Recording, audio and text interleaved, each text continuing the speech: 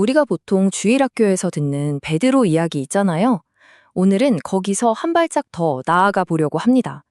개혁주의 신학이라는 조금은 깊이 있는 렌즈로 베드로라는 인물을 다시 들여다보는 거죠.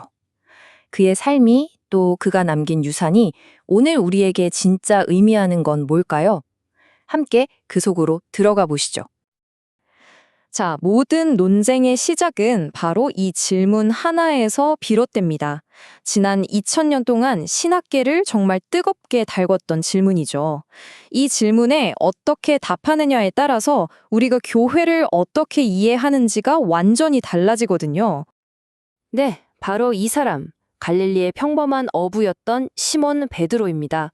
어떻게 이 한 사람의 어깨에 이렇게 어마어마한 신학적, 역사적 무게가 실리게 된 걸까요? 도대체 어떤 인물이길래 이 기나긴 논쟁의 한가운데 서게 된 걸까요? 베드로를 보는 시선은요, 정말 극과 극으로 나뉩니다. 그러니까 한쪽에서는 그를 교회의 절대적인 권위자, 첫 번째 교황으로 봅니다. 반면에 다른 쪽에서는 그의 실수, 그의 연약함, 그리고 바로 그 연약함을 통해 드러나는 하나님의 놀라운 은혜에 훨씬 더 주목하죠. 자, 그럼 이제 이 논쟁의 가장 핵심으로 한번 들어가 보죠. 베드로의 인생에서 가장 빛내는 순간과 가장 어두운 순간이 정말 바로 붙어 있는 그 장면 말입니다. 바로 이 고백이죠. 이건 베드로 신앙 여정의 최고점이라고 할 수 있어요. 이게 그냥 베드로 머리에서 나온 똑똑한 대답이 아니었다는 게 중요합니다. 성경을 보면 하늘에 계신 아버지께서 알려주신 신적인 계시였어요. 그리고 바로 이어서 나오는 예수님의 이 대답, 이게 바로 모든 논쟁의 시작점이 된 구절입니다. 이 말씀을 어떻게 해석하느냐에 따라서 모든 게 달라지는 거죠. 자, 여기서 원어를 좀 들여다봐야 하는데요. 이게 정말 결정적입니다. 예수님은 베드로를 페트로스라고 부르셨어요. 이건 그냥 조약돌, 작은 돌멩이 같은 거예요. 그런데 교회를 세우겠다고 하신 그 기반은 페트라입니다. 이건 뭐랄까 거대한 안반, 절벽 같은 절대로 흔들리지 않는 그런 바위를 말하는 거죠. 그러니까 개혁주의 신학에서는 이렇게 보는 거예요. 예수님은 작은 돌멩이인 베드로 개인이 아니라 베드로가 고백한 그 위대한 진리, 즉 그리스도 자신이라는 거대한 반석 위에 교회를 세우시겠다고 하신 거다 이겁니다. 그런데 정말 놀라운 건 이 엄청난 고백을 하고 축복을 받은 바로 그 직후에 예수님한테 사탄아 내 뒤로 물러가라 라는 정말 상상도 못할 책망을 듣는다는 겁니다. 방금 전까지 천국의 열쇠를 약속받았던 사람이 순식간에 걸림돌, 사탄의 역할을 하게 된 거죠. 이게 바로 베드로라는 인간의 한계, 그의 연약함을 너무나도 명확하게 보여주는 장면입니다. 하지만 베드로의 실패는 이게 끝이 아니었습니다. 아마 그의 인생에서 가장 뼈아픈 실수가 아니었을까 싶은데요. 바로 그 장면과 그 뒤에 이어진 정말 감동적인 회복의 이야기로 넘어가 보겠습니다. 3번. 그는 절대 그러지 않겠다고 장담했지만 결국 3번이나 예수님을 모른다고 심지어 저주하면서까지 부인했습니다. 이 숫자 3이 그의 실패가 얼마나 깊었는지를 보여주는 거죠. 부활하신 예수님은요, 바로 그 실패의 장소, 숯불 앞에서 베드로를 다시 만나주십니다. 그리고 똑같이 3번 물으시죠. 네가 나를 사랑하느냐? 이 3번의 질문으로 그의 3번의 부인을 마치 씻어내듯이 회복시켜 주시는 거예요. 그리고 여기서 정말 중요한 명령을 주시는데 내 양을 먹이라는 겁니다. 내 양이 아니라 내 양요? 이건 베드로가 교회의 주인이 아니라는 걸 분명히 하는 거죠.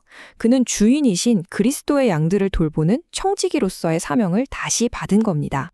자, 그럼 이렇게 회복된 베드로가 초대교회에서는 어떤 리더였을까요? 정말 절대적인 권위를 가진 그런 존재였을까요? 사도행전을 한번 들여다보죠. 물론 베드로는 정말 중요한 리더였습니다. 오순절에 엄청난 설교로 교회의 문을 열었죠. 하지만 보세요. 이방인 고넬료를 만날 때는 신적인 환상을 보고 나서야 겨우 움직입니다. 또 예루살렘 공의회에서는 다른 사도들 앞에서 자기가 한 일을 보고하고 해명해야 했어요. 심지어 안디옥에서는요, 위선적인 행동 때문에 바울 사도한테 공개적으로 망신을 당하게까지 합니다. 절대적인 군주였다면 있을 수 없는 일들이죠. 사도 바울이 남긴 이 한마디가 상황을 아주 명확하게 정리해 줍니다. 나는 그를 대면하여 반대하였노라. 왜냐? 그가 비난받을 일이 있었기 때문이다. 바울은 베드로를 무오한 상급자로 본 게 전혀 아니에요. 잘못하면 당연히 비판받아야 할 동등한 동역자로 봤던 겁니다. 자, 그럼 지금까지 우리가 살펴본 내용들을 바탕으로 이 두 가지 관점이 어떻게 다른지 한번 깔끔하게 정리해 보겠습니다. 자, 보세요. 핵심 쟁점은 크게 네 가지입니다. 첫째, 반석이 누구냐? 로마 가톨릭에서는 베드로라고 하죠. 하지만 개혁주의에서는 그리스도 혹은 베드로가 고백한 그 진리라고 봅니다. 둘째, 천국의 열쇠는 뭘까요? 한쪽에서는 절대적인 권위라고 하지만 다른 쪽에서는 복음을 전할 권위, 이건 교회 전체에 주어졌다고 봅니다. 셋째, 계승 문제. 교황직이 베드로의 권위를 이어받는다고 주장하지만 개혁주의에서는 사도직은 딱 한 번뿐인 반복될 수 없는 특별한 직분이었다고 말합니다. 마지막으로 교회의 머리는 누구인가? 교황이냐? 아니면 오직 그리스도 한 분뿐이냐? 개혁주의 신학의 대답은 모든 질문에서 일관됩니다.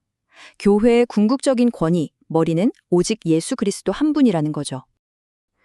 그렇다면 다들 사람들의 해석 말고 베드로 본인은 스스로를 어떻게 생각했을까요? 그의 진짜 유산은요, 어떤 직분이 아니라 그가 직접 남긴 글 안에 고스란히 담겨 있습니다. 베드로 전설 한번 보세요. 그가 강조하는 메시지가 뭔지. 자신의 권위? 전혀 아닙니다. 그는 산 소망에 대해, 우리가 왕 같은 제사장이라는 정체성에 대해, 고난이 주는 유익에 대해, 그리고 이 땅에서 우리는 나그네일 뿐이라는 사실에 대해 이야기합니다. 그의 모든 관심은 오직 그리스도께 향해 있었던 거죠. 그리고 베드로 후서에 가면 정말 중요한 신학적 선언을 합니다. 성경이 어떻게 생겨났는지에 대한 거죠. 예언은 사람의 뜻으로 낸 것이 아니다. 성령의 감동하심을 받은 사람들이 하나님께 받아 말한 것이다. 이게 무슨 뜻일까요? 진짜 권위는 베드로 자신이나 어떤 인간에게 있는 게 아니라 바로 이 기록된 하나님의 말씀에 있다는 선언입니다. 그리고 여기서 정말 결정적인 한 방이 나옵니다. 베드로는 자기 마지막 편지에서 바울의 편지들을 다른 성경들과 똑같은 권위로 인정합니다. 스스로 권위의 중심이 되겠다는 게 아니라 동료 사도들의 기록된 말씀을 구약과 동등한 성경으로 높이고 있는 거예요. 권위의 출처를 명확히 한 거죠. 그러니까 결론은 이겁니다. 개혁주의 관점에서 볼 때 베드로의 진짜 위대한 유산은 교황이라는 직분이 아니에요. 그의 실수 많았던 삶, 그리고 은혜로 회복된 삶 전체가, 또 그가 남긴 모든 글이 진짜 반석이신 예수 그리스도와 그분에 대한 기록인 성경을 가리키는 하나의 거대한 화살표이자 증언이라는 겁니다. 자, 이제 마지막으로 여러분께 이 질문을 던지면서 정리하고 싶습니다. 베드로가 남긴 가장 위대한 유산은 과연 무엇이었을까요? 막강한 권력을 가진 자리였을까요? 아니면 우리처럼 넘어지고 실패하지만 결국 하나님의 놀라운 은혜로 다시 일어서는 그 은혜의 강력한 본보기였을까요? 그가 우리에게 진짜 들려주고 싶었던 이야기는 과연 어느 쪽이었을지 한번 깊이 생각해 보시는 시간이 되었으면 합니다.